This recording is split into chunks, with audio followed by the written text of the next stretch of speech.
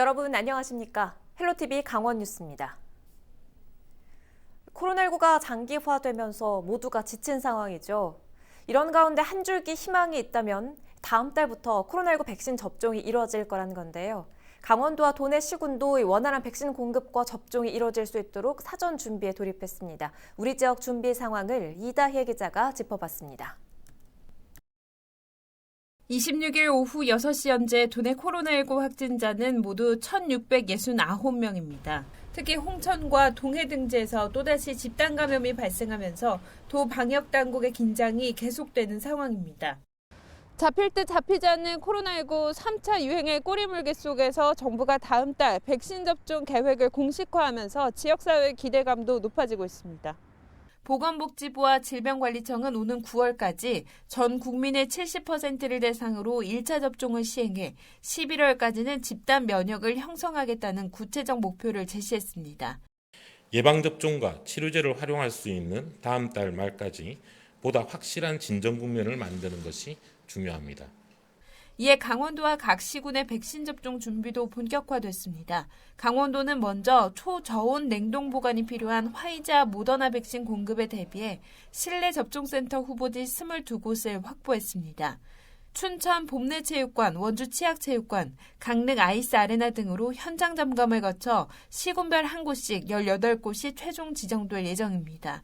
강원도는 그 밖에 도내 국가 예방접종 위탁 의료기관 600여 곳을 전수조사해 330곳을 코로나19 백신 접종 위탁 의료기관으로 지정할 계획입니다.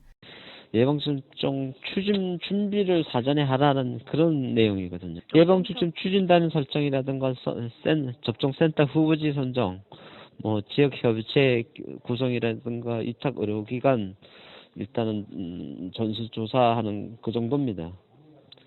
시군별 특별 전담팀 구성에도 속도가 붙고 있습니다. 원주시는 부시장을 단장으로 상황관리팀, 이상반응관리팀, 백신 수급팀 등 5개 팀의 예방접종 추진단을 구성했습니다. 원활한 의료인력 관리와 접종 후 이상 반응 시 신속한 대응을 위해 원주시 의사회 등 유관기관과의 협의체도 구성한 상태입니다. 유관기관과 협조해 시민이 안전하고 신속히 예방 접종할 수 있도록 최선을 다하겠습니다. 정부는 오는 28일 구체적인 백신 예방접종 시행 계획을 발표할 계획입니다. 질병관리청의 앞선 발표에 따라 1, 2분기 노인과 의료계 종사자 등에 대한 접종이 마무리되면 만성질환자와 일반 성인은 3분기에 접종이 가능할 것으로 보입니다. 헬로티비 뉴스 이다혜입니다. 코로나19 장기화에 지역 경제 곳곳이 심각한 어려움을 겪고 있는데요. 취업 시장도 꽁꽁 얼어붙었습니다. 특히 큰 기업이 많지 않은 강원도는 상황이 더 심각합니다. 취업 준비생들은 이력서 쓸 기회조차 크게 줄었다며 깊은 한숨을 내쉬고 있습니다. 성기석 기자가 보도합니다. 지난 여름 대학을 졸업하고 취업 시장을 두드리고 있는 박상민 씨. 반년 가까이 힘겨운 도전을 이어가고 있지만 취업의 문은 좀처럼 열리지 않고 있습니다. 취업 경쟁이 치열하다는 것은 익히 들어 알고 있었지만 올해는 코로나19 여파로 신규 채용이 크게 줄어들면서 이력서 쓸 곳조차 많지 않다는 게 박 씨의 하소연입니다. 준비했던 선배들 얘기를 들어보면은 약간 되게 그런 박람회 같은 것도 많고 또 지금보다는 그래도 좀 채용 환경이 더 좋았던 것 같은데 확실히 지금 이렇게 구직 사이트를 봐도 이제 제가 원하는 직무나 이런 분야가 확실히 많이 좀 없는 것 같더라고요. 코로나19 장기화로 인한 지역경제 침체는 고용시장 냉각으로 이어지고 있습니다. 통계청 조사를 보면 지난해 도내 청년 고용률은 1년 전보다 3.6% 하락했습니다. 2016년 이후 추저치로 지역 내 신규 고용이 크게 감소하며 청년 고용률 저하로 이어졌다는 분석입니다. 이런 상황은 도내 대학생, 그러니까 지방대생들에게 더 큰 어려움이 되고 있습니다. 일자리를 찾아 서울, 경기 등 타 지역으로 눈길을 돌릴 수밖에 없는데 그럴수록 경쟁력은 더 떨어진다는 겁니다. 현장에서 느끼는 취업은 우리가 언론에 나오는 것보다도 훨씬 더 좀 심하다고 보고, 왜냐하면 학생들이 지금 이게 채용이 줄어들수록 지방대 학생들이 더 불리해요. 힘들어져요. 정부는 올해 공공기관 신규 채용을 크게 늘리는 등 대책 마련에 나섰습니다. 하지만 민간 부분 고용이 꽁꽁 얼어붙은 상황이라 취업 시장에 얼마나 도움이 될지는 미지수입니다. 구직 사이트 계속 보다 보면은 그 춘천 내에 있는 일자리가 확실히 많이 없더라고요. 그래서 지금은 이제 반 계약이 끝나면서 서울로 가서 본가에서 공부를 하면서 이제 서울에서 아마 취직을 준비할 것 같습니다. 코로나19 장기화가 신규 고용시장 침체로 이어지면서 취업 준비생들의 한숨이 깊어지고 있습니다. 헬로티비 뉴스 성기석입니다. 네, 보신 것처럼 요즘 도내 대학생들이 취업하기 하늘의 별 따기만큼 어려운 실정입니다. 지역 균형 발전을 위해 지방 이전 공공기관의 의무적인 지역 인재 채용 확대가 추진되는데요. 지방생들의 취업난 해소에 도움이 될 수 있을지 김선화 기자가 취재했습니다. 한국관광공사에 입사한 지 6개월이 된 김채은 씨. 강원도에서 대학교를 나온 김 씨는 지난해 지역인재 전형을 통해 공사에 들어왔습니다. 취업난 속에서 공공기관 취업 준비를 해왔는데 도내 대학교 출신만을 대상으로 뽑는 지역인재 전형이 많은 도움이 됐습니다. 확실히 지역인재 전형이 있다는 게 경쟁률적인 수치적인 측면에서 봐도 좀 기회 요인인 거는 사실인 것 같아요. 그래서 저는 이제 지역인재 전형으로 들어왔고 또 지역인재 가점을 주는 공공기관도 굉장히 많아서 좀 기회가 주어진다면 이렇게 지원을 해보시는 게 좋은 것 같습니다. 공사는 도내 대학생을 대상으로 관광인재를 양성하기 위한 프로그램을 운영하고 채용도 확대하고 있습니다.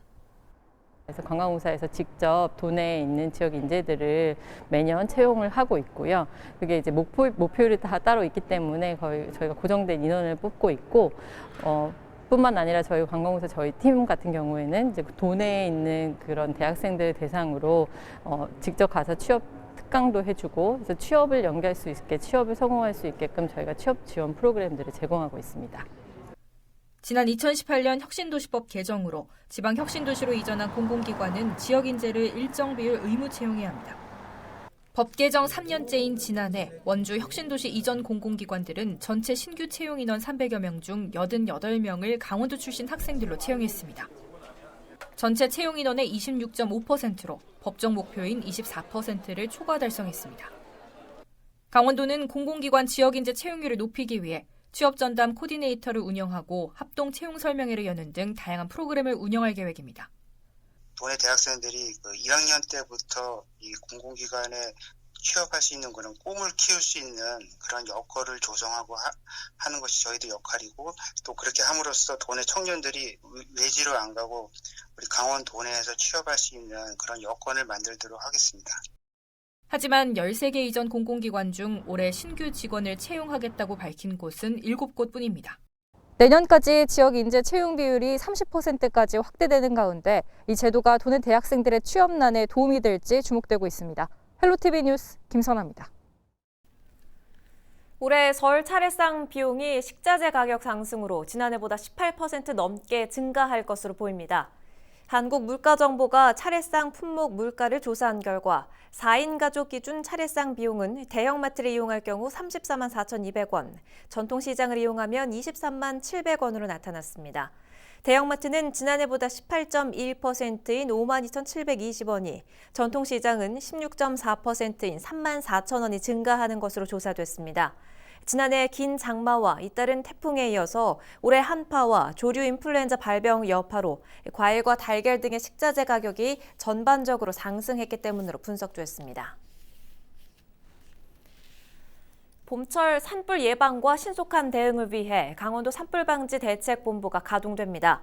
강원도는 1월 26일 도내 26개 기관이 참석하는 산불방지 유관기관 협의회를 개최하고 다음 달부터 봄철 산불 조심 기간을 운영하기로 했습니다. 특히 올해는 30대의 산불 진화 헬기를 전진 배치해 초기 대응을 강화하고 산림인접지 인화물질 사전 제거반 운영 등 예방 감시 활동을 확대합니다. 한편 올 봄은 기온이 평년보다 높고 강수량은 적을 것으로 예보돼 산불 발생 위험이 높을 것으로 우려되고 있습니다.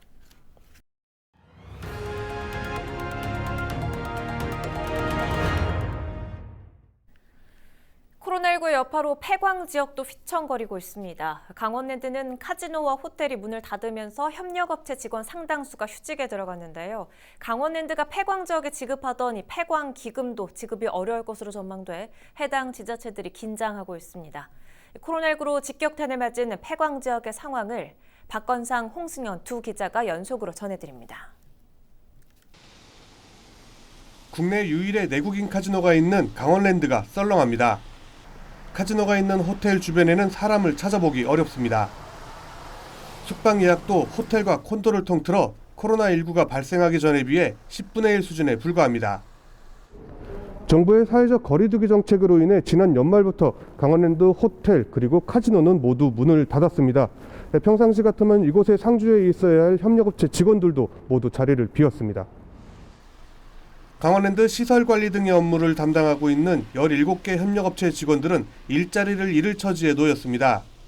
실제로 한 달에 출근하는 날이 이틀에 불과합니다. 강원랜드 협력업체 직원만 2,000명 정도에 달하는데 현재 절반 가까이 유급휴직에 들어갔습니다. 강원랜드에서 임금의 80%를 보전해줬지만 올해는 이마저도 정해지지 않았습니다. 작년까지는 그런 대로 했는데 앞으로 이제 장기화되면은 과연 강원랜드에서 계속 임금을 줄 것인가 여기에 대한 불안감들이 있지요. 강원랜드는 현재 협력업체와 임금 지급 등을 협의하고 있지만 임금 보전을 유지하기는 쉽지 않은 상황. 강원랜드 역시 코로나19 장기화로 1년 넘게 정상 영업을 하지 못하면서 매출은 지난 2019년에 비해 30% 수준으로 곤두박질 쳤기 때문입니다. 이 경영 환경이 매우 악화됨에 따라서 저희 직원들도 현재 기본급의 70%의 생계 지원을 받고 있습니다. 그런 부분에 연동해서 각 협력업체들 다 개별적으로 저희가 찾아뵙고 저희가 다방면으로 협의를 현재 진행하고 있습니다. 지난해 강원랜드 카지노 정상 영업일은 53일. 코로나19로 폐강 지역의 유일한 번화가였던 강원랜드도 흔들리고 있습니다. 강원랜드의 영업이 원활하게 이루어지지 않으면서 협력업체는 물론 지역사회가 타격을 입고 있습니다. 그런데 또 한 가지 문제가 있죠. 바로 폐강기금인데요. 단기 수익에서 지급되는 폐강기금, 지자체들의 지급이 될 수 있을지 차질도 우려되고 있습니다. 계속해서 홍승현 기자가 전해드립니다. 강원랜드가 있는 이곳 정선구는 매년 수백억 원의 폐광 기금으로 지역을 위한 각종 개발 사업을 추진해 왔는데요. 코로나19로 강원랜드가 정상 영업을 하지 못하면서 사실상 올해 폐광 기금은 기대하기 어렵게 됐습니다. 폐광지역특별법에는 강원랜드 순이익의 25%를 지역 개발을 위한 폐광기금으로 납부하도록 하고 있습니다. 강원랜드는 2018년 1,200억 원, 2019년 1,400억 원 등 매년 수천억 원의 폐광기금을 납부했습니다. 폐광기금 지급이 중단되면 지자체들도 사업 추진에 제동이 걸릴 수밖에 없습니다. 정선구는 폐광기금으로 사북 직전 간 도로 개설 등 24개 사업을 추진해왔습니다. 하지만 올해는 기금 사업을 17개로 줄이고 신규 사업은 모두 백지화했습니다. 지금 주식 배당금이나 지방소득세나 폐기금이 지금 전무한 시점이라서 지금 재정 상태가 상당히 지금 어렵다고 이렇게 보고 있습니다. 기본적으로 신규 사업은 모두 억제를 하고 계속 사업에 대해서만 지금 그 예산을 편성하는 그런 추세로 가고 있습니다. 올해 200억 원 안팎의 기금을 예상했던 태백 영월도 각종 개발 사업을 전면 중단했습니다. 여기에 강원도와 강원랜드가 폐광 기금을 놓고 수천억 원대 소송까지 벌이면서 강원도 역시 뾰족한 대안 마련에 나서기 어려운 처지입니다. 아직 1심 판결이 안 나온 상태거든요. 해석의 문제인데 그게 판결이 최종 나야지만 그걸 할 수가 있는 거죠. 저희가 이제 폐광기금 지급 여부는 아직 확정되지 않은 상황. 사실상 지급이 중단될 것으로 전망되면서 폐광 지역 지자체들의 한숨은 깊어지고 있습니다. 헬로티비 뉴스 홍승현입니다.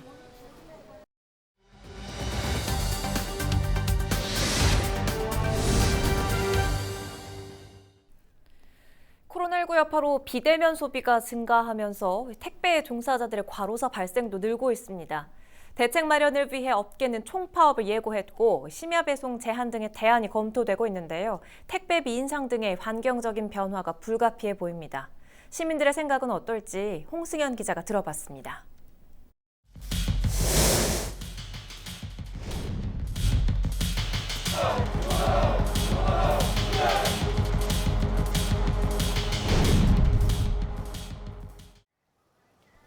시민들은 대체로 택배 근로자의 어려움에 공감했습니다.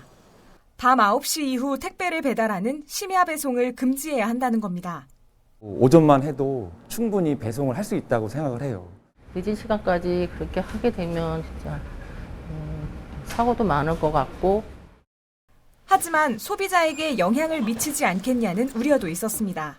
급한 물건일 수 있는데 이제 좀 늦게 오니까 그건 이제 또 안 좋은 점이지 않나 이제. 고객이 좀 싫어할 것이고 아마 우리 당사자분들은 좀 부담이 좀 될 것 같습니다. 만일 심야 배송을 줄이고 택배 분류를 위한 시스템을 도입할 경우 인력 고용 등 추가 비용 발생이 불가피한 상황. 택배비 인상은 필요하다는 의견이 줄을 이뤘습니다. 택배 기사들 입장에서 생각해 보면은 소수도 일하는데 그 정도는 받아야겠다. 그러니까 좀. 한편에선 택배비 인상을 소비자가 부담하는 문제를 지적하는 의견도 나왔습니다. 택배 회사 측에서도 조금 어느 정도의 퍼센테이지는 자기들이 조금 감수하는 쪽으로 해야 된다고 생각합니다. 그렇다면 실제 택배업계는 어떻게 생각할까?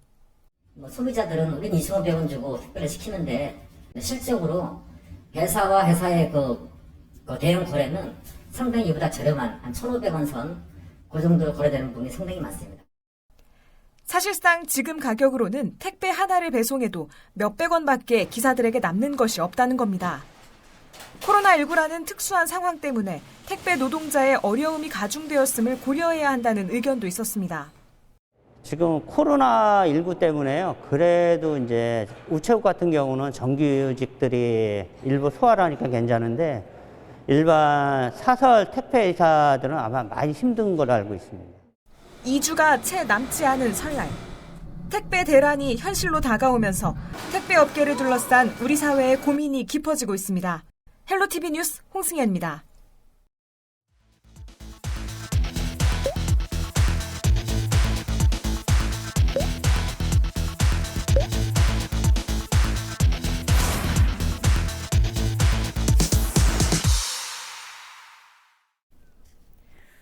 영하권의 추위가 이어지면서 터널과 교량 부근 운전 시에는 주의가 필요합니다. 도로교통공단은 최근 5년간 발생한 교통사고를 분석한 결과 연평균 교통사고 100건당 사망자 수가 터널 안 3.6명, 교량 위 4.1명으로 전체 평균보다 2배 이상 높다고 밝혔습니다. 공단은 터널과 교량을 지날 때는 진입하기 전 충분히 속도를 줄이고 앞차와의 안전거리를 유지하며 급과속과 급제동을 피해야 한다고 덧붙였습니다. 강원도 내 주요 관광지 10곳이 한국관광 100선에 선정됐습니다. 강원도는 최근 문화체육관광부가 선정한 한국관광 100선에 춘천 남이섬과 원주 간현관광지, 강릉 주문진 해변 등 10곳이 선정됐다고 밝혔습니다. 특히 올해 처음 선정된 철원 한탄강 세계지질공원을 제외한 설악산과 대관령, 인제 자작나무숲 등 9개 지역은 2년 연속 선정됐습니다. 한국관광 100선은 국내 여행 트렌드와 관광 수용 태세 등을 고려해 문화체육관광부가 선정합니다. 원주시가 태장 이동에 이어 흥엄면 사제리 일대에 추진하고 있는 민간업체 고형 폐기물 연료 생산공장 건립사업 계획서를 반려했습니다. 반려 사유로는 폐기물 연료 생산공장 건립에 대한 적정성 여부를 검토한 결과 타 지역 생활 폐기물 반입 등의 수용 불가한 내용이 포함됐기 때문이라고 밝혔습니다. 앞서 흥엄면 발전협의회 등 지역의 자생단체들도 분진이나 소음 등의 피해가 우려된다며 해당 공장 설립을 반대해왔습니다. 강원도가 지난해 감자와 도루묵에 이어 산천어까지 조기 완판을 달성했습니다. 강원도는 화천 산천어 축제 취소로 어려움을 겪는 지역의 주민들을 위해 산천어 간편식인 밀키트 세트를 만들어 특판 행사를 진행했습니다. 당초 1월 말까지 3.5톤의 물량을 판매할 예정이었으나 지난 26일 전량 판매가 이뤄지고 이후에도 구입 문의가 쇄도해 추가로 2톤 정도를 확보해 2월 18일까지 판매를 연장하기로 했습니다. 이상으로 헬로티비 강원 뉴스를 모두 마칩니다. 저희는 언제나 여러분과 함께하겠습니다. 지금까지 시청해주신 여러분 고맙습니다.